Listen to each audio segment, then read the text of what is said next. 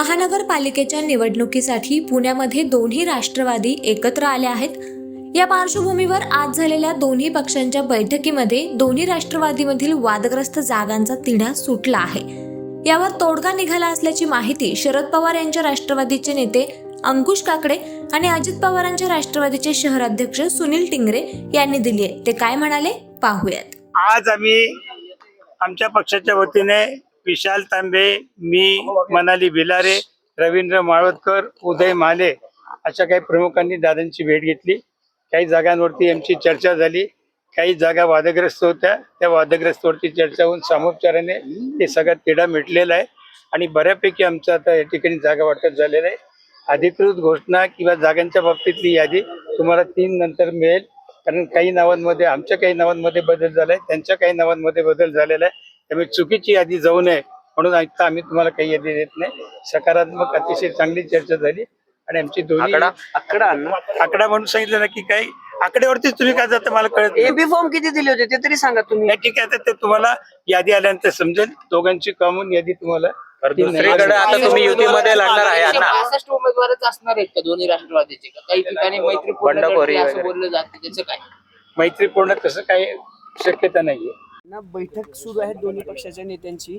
Form उमेदवारी अर्ज मागे घेण्याची शेवटची तारीख आहे। कसं सेटलमेंट होतंय सगळं? अनेक ठिकाणी तुमच्या आणि त्यांचे उमेदवार समोरासमोर आहेत, काय ठरेल आज या ठिकाणी पहा तुम्ही, सर्वप्रथम तर तुम्हाला सर्वांना नवीन वर्षाच्या शुभेच्छा देतो। जी बैठक चालू आहे त्यामध्ये काही जागी आमच्या दोन्हीकडनं उमेदवारांना एबी फॉर्म देण्यात आले होते। आत्ता ती बैठकीमध्ये आम्ही जे डबल फॉर्म झालेले आहेत त्याच्यामध्ये जे तुल्यबळ आहे, ज्याची निवडून येण्याची क्षमता आहे, त्याच्यामध्ये त्या कॅन्डिडेटचा फॉर्म ठेवून दुसऱ्याचा विड्रॉल करावा अशा पद्धतीची आमची वाटाघाटी आता अंतिम टप्प्यात आलेली आहे। किती प्रभाग आहेत? जवळपास 9 ठिकाणी आहेत जवळजवळ। मग हे 9 ठिकाणी जे माघार घेतील ते तुमचे अर्धे आणि त्यांचे अर्धे असं काही गणित? अर्धा असा फॉर्म्युला नाही आहे। फॉर्म्युला असा आहे की फीडबॅक जो सर्वेमध्ये येतो की हा उमेदवार तुल्यबळ आहे तर त्याच्यामध्ये त्याला ती जागा सोडायची।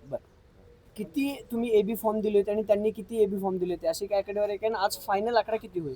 जवळपास आम्ही 125च्या आसपास आम्ही त्या ठिकाणी एबी फॉर्म दिले। त्यांच्याकडनंही 35च्या आसपास त्यांनी पण एबी फॉर्म दिले होते।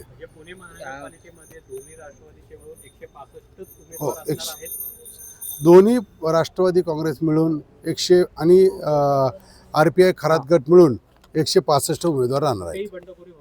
कुठेही बंडखोरी होणार नाही। मोहरांनी काल सांगितले की अजित पवार पालकमंत्री आहेत, गुन्हेगारीवर बोलतात, पण आंदेकरांच्या घरात तिकीट दिलं, त्यांचं काही माघारी वगैरे असं काही ठरलं की कंटिन्यू करतात? 2-3 गुन्हेगार आहेत असं त्यांचं म्हणणं आहे की दक्षिणेपर्यंत तुमचे कायदा व सुव्यवस्थेचा प्रश्न सारखा सांगतात दादा, निर्माण होतो, हे होतं, गुन्हेगारी वाढते आणि दादाचे असं गुन्हे आणि आम्ही विकास त्यावरती आता एक तर लक्षात घ्या, हे जे उमेदवार आहेत ते बऱ्यापैकी आपले RPI सचिन खरात गटातनं त्यांनी दिलेलं आहे। त्यांच्याबरोबर दादांची चर्चा चालू आहे, अंतिम निर्णय ते घेत राहतात। उमेदवार तर घड्याळावर लढणार आहेत ना, चिन्हावर लढतायत ना सगळे गुन्हेगार हे।